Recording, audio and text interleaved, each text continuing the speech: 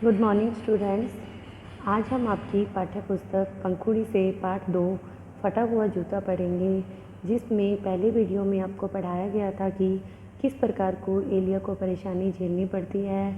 जैसे कि एलिया एक गरीब वकील है, जिसे किसी परिचित व्यक्ति से पता चलता है कि उसके चाचा बीमार हैं और सारी संपत्ति उसे मिलने वाली है, तो वह अपने चाचा से मिलने जाता है, क्योंकि उसे ज्ञात होता है कि वह अकेला वारिस है जिसे यह सारी संपत्ति मिलने वाली है। उसका जूता फटा हुआ है और उसके कारण उसे बहुत सी परेशानियों का सामना करना पड़ता है और उसे अपनी ईमानदारी भी खोनी पड़ती है।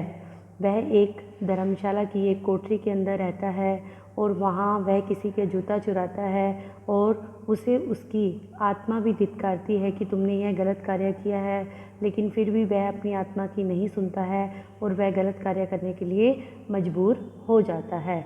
अब आगे की कहानी हम पढ़ेंगे। प्रातःकाल का प्रकाश फैलने लगा तो एलिया का डर और बढ़ गया। जैसे ही सुबह हुई तो एलिया का डर और बढ़ने लगा। उसके दिमाग में विचारों ने हलचल मचा दी। उसे लग रहा था कि राह चलते लोग उसकी चोरी भांप लेंगे और फिर उसके चोर होने की खबर चारों ओर फैल जाएगी, क्योंकि एलिया को डर लग रहा था। उसे यह लग रहा था कि मेरी चोरी पकड़ी जाएगी, लेकिन फिर भी उसने यह गलत काम कर दिया। आखिर पकड़े जाने के डर से उसने फिर से अपना बूट पहन लिया और चुराया हुआ बूट सड़क के एक तरफ फेंक दिया। अब वो डर गया चुराए हुए बूट से कि मुझे कोई पकड़ लेगा, तो उसने अपना फटा हुआ जूता दोबारा से पहन लिया और जो बूट उसने चुराया था वह जूता सड़क के एक किनारे उसने फेंक दिया।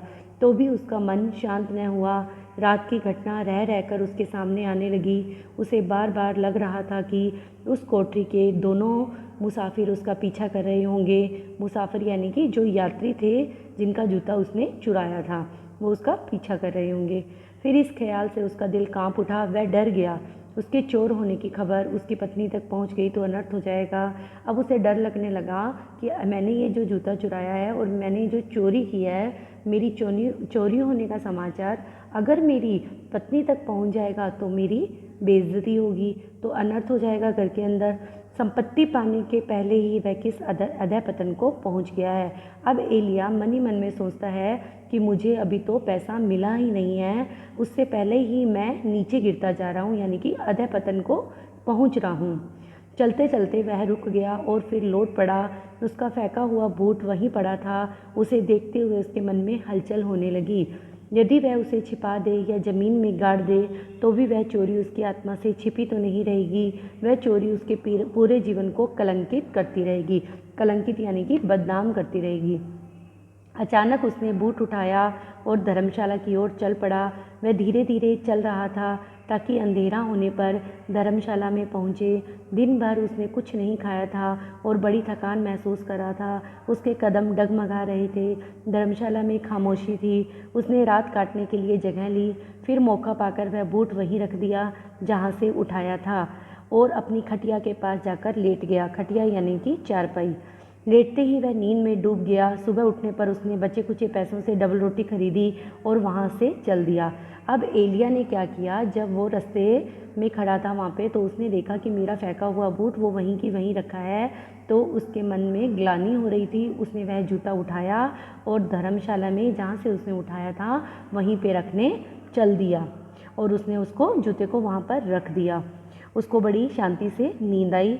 बड़ा सुहावना मौसम था। एलिया अपना फटा हुआ बूट पहनने अपने स्वस्थ मन से चला जा रहा था।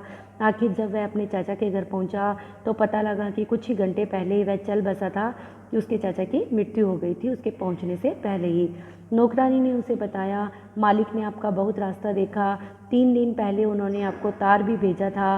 वे कहा करते थे कि आप अकेले ही उनके वारिस हैं, लेकिन आपने उन्हें भुला दिया है। वे आपसे बहुत नाराज़ थे। जब आप सुबह भी आप नहीं आए तो उन्होंने अपनी सारी दौलत मछेरों यानी कि मछुआरों के अनाथ बच्चों को दे दी। नाराज़, नाखुश और वारिस उत्तराधिकारी। अब उसके चाचा जी ने उसका इंतज़ार किया, लेकिन एलिया समय पर नहीं पहुंच पाया, तो उसके चाचा जी ने सारी संपत्ति मछुआरों के अनाथ बच्चों को दे दी और एलिया को खाली हाथ लौटना पड़ा। एलिया लौटकर अपने घर आया। उसकी पत्नी ने सारा हाल सुनकर कहा, अच्छा ही हुआ तो वह संपत्ति हमें नहीं मिली। जिस संपत्ति के मिलने से पहले ही आदमी अपनी ईमानदारी खो बैठे, उसका न मिलना ही अच्छा है। ईमानदारी यानी कि सच्चाई।